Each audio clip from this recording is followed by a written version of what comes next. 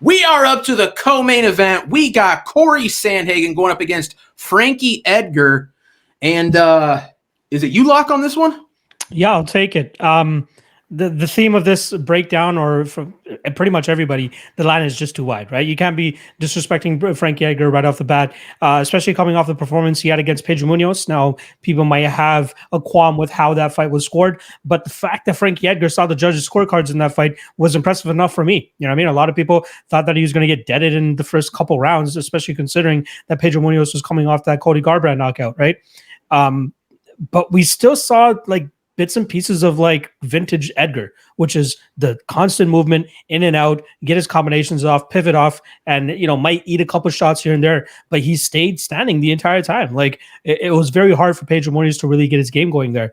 But the difference here between Pedro Munoz and Mr. Cory Sandhagen is Pedro Munoz is pretty much a walking punching bag. Like the guy doesn't care to get taken down, which is why he's just moving forward, slowly plodding forward, just throwing his winging hooks, trying to take your head off, try to chop your leg off as well too. And if you decide to take him down, that's just sets you up for his finishing move as well, which is a guillotine. The guy loves to snatch on his guillotine and go for the neck of his opponents. So decent win for Frankie Edgar, showed that his chin could still take some couple shots. Now Sandhagen, on the other hand, not really known to be a one-punch knockout kind of guy. Like he makes his fights so intricate and complex for his opponent that they just eventually get caught with something, like the Marlon Moraes fight. Like he had no idea what caught him there, because we saw Cory Sandhagen throwing all these feints out there and throwing all these weird unorthodox combinations. And I wonder how that's going to translate against a guy that moves as well as Frankie Edgar, right? Is he going to be able to hit him clean enough to put him out?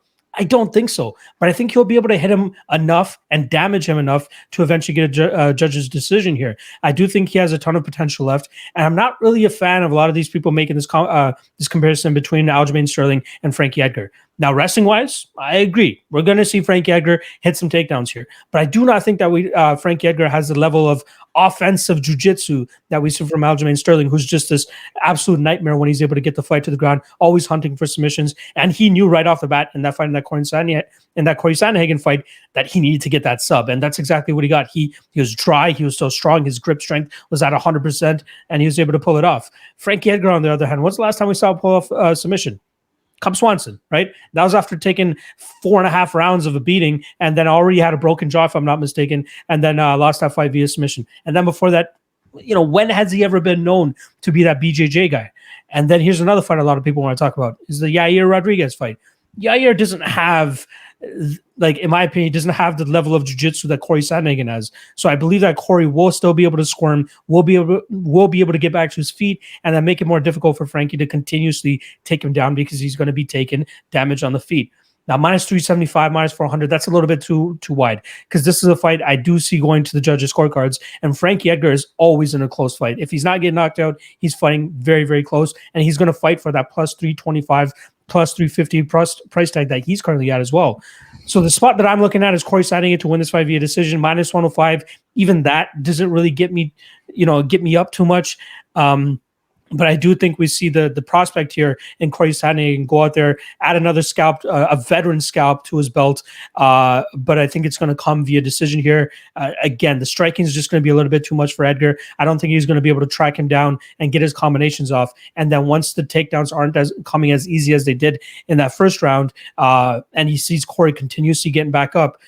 And again, Cory is kind of active off of his back too. Let's not take that away from him either. People are acting like he's a fish out of water on the ground just because he got tapped by Aljamain Sterling. You know what I mean, like Cody Stamen got tapped by Aljamain Sterling by this crazy calf slicer, whatever it was, the Suleiman stretch, whatever the hell they want to call it. But that's not what Cory Sandhagen is. Like, the guy's a purple belt. The guy's shown good chops on the ground. Remember that Yuri Alcantara armbar that he got off in his, I believe that was UFC debut as well too. Like, the guy knows what he's doing on the ground. Aljamain Sterling is just another level. So Frankie will get him down, but he won't keep him down. And that's where I think things get a little bit fishy here. And I'm going with Cory Sandhagen to piece him up on the feet, eventually getting the judges' nod. So Cory Sandhagen via decision. Sounds good to me. Cody Saftin, who you got? Yeah, I'm going to agree pretty much with all points. I think that Cory Sandhagen should be the favorite. I am going to back him. I think he gets the victory, but I do think that the line is just too big. I mean, with Frankie Edgar, we all know about his accolades, his accomplishments, former world champion, but he's a guy that's always going to give you a full effort, and he's got skills in every dimension. I mean, he can strike. He does got very good technical boxing. His wrestling, that's always something he's been able to fall back on. His submission defense, that's something that's going to help him if he does happen to get on top of Cory Sandhagen, is avoiding those submissions. And just like when you write off Edgar, every time someone has written off Edgar, he always comes back. He always comes back with that performance. You know, he loses to Jose Aldo. He comes back. He gets back with the win track. He loses to Brian Ortega, got knocked out. First time in his career, knocked out in the first round by a non-striker, Brian Ortega. It's like he's done. He's done. He comes back. He went 5 rounds with Max Holloway. You know, took 129 significant strikes from Max Holloway in a 5-round championship bout. Where was his spotty chin there? Oh, there it is. The Chang Sung Jung fight, knocked out in the first round again. And then when you write him off, 2-fight losing streak, just got knocked out first round, second time in his career. He's getting older. He comes back with the Pedro win. And I did not think he won the Pedro fight, but it was a close enough fight that I hate when people scream robberies. I disagree. I don't think that he won that fight. But it's a close enough fight that I'm not sitting here being like, it wasn't Diego Sanchez Ross Pearson, where it's like, what? It's like, I disagree, but I can see how somebody else says, well, Frankie landed a little bit more work rate, or Frankie did this. Like, it was a close enough fight. So to go with the decision in a 5-round fight with Pedro Munoz, a guy that hits hard and a guy that is dangerous and is a potent finisher, like, it still just shows that he's not done. He's not washed up. And a not washed up version of Frankie Edgar could pose a lot of problems for Cory Sandhagen. Cory Sandhagen's probably got, I mean, his biggest issue seems to be his takedown defense.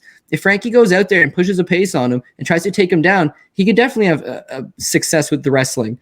But also, this is only a 3-round fight. And with Frankie, it's like 5 rounds is just such the norm for the guy that in a 3-round fight, he might be able to just push that action. He might be able to push the pace a little bit more.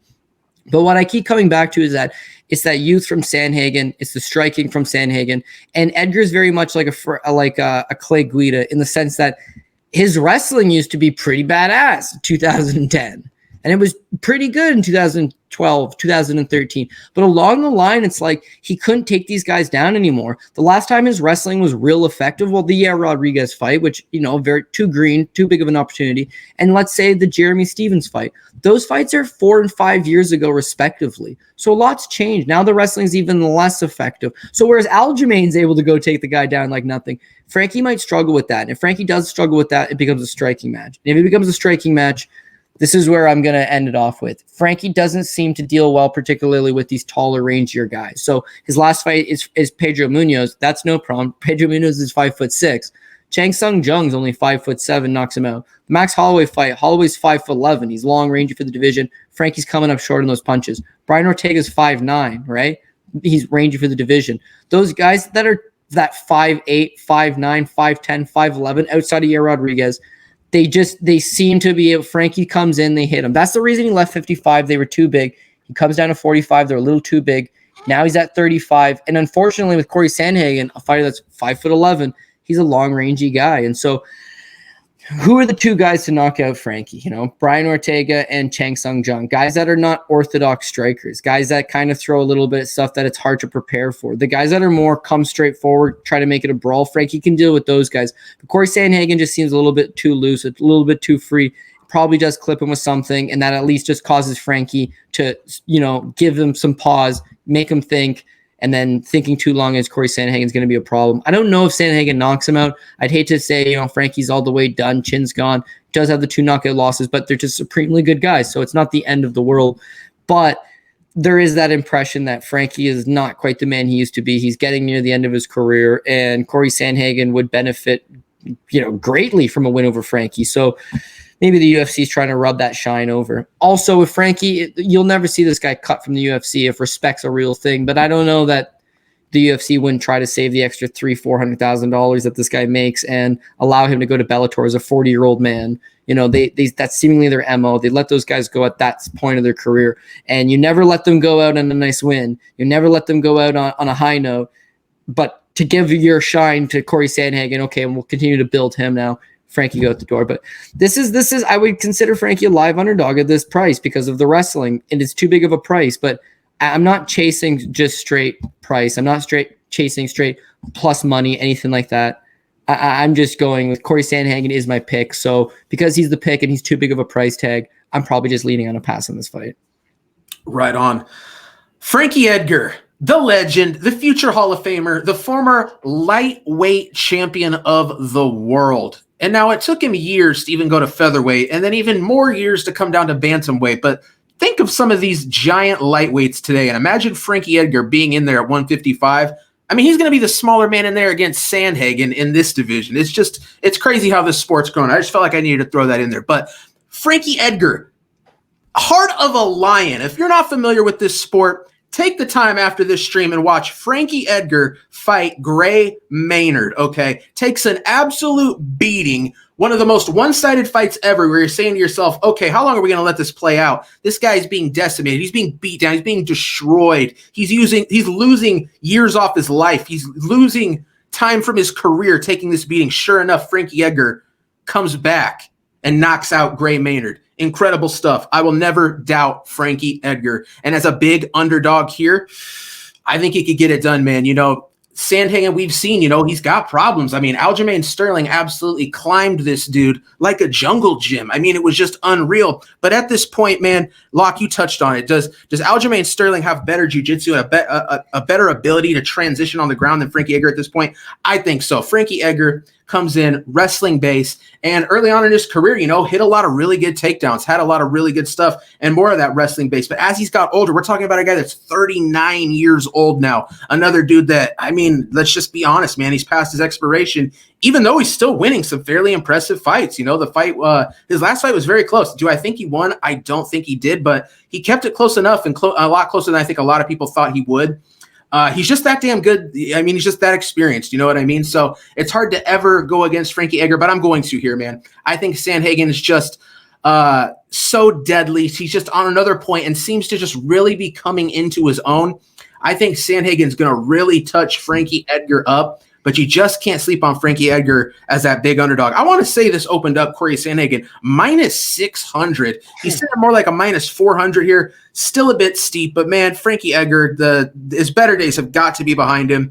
Sandhagen really needs to win this fight, put that feather in his cap. Former champion from divisions up, like I said, as crazy as that is. But I got Cory Sandhagen winning this one. I'm not sure, but I think Cory Sandhagen is going to put it on Frankie Edgar. I think we're going to have to see one of these classic Frankie Edgar comebacks if he wins this fight.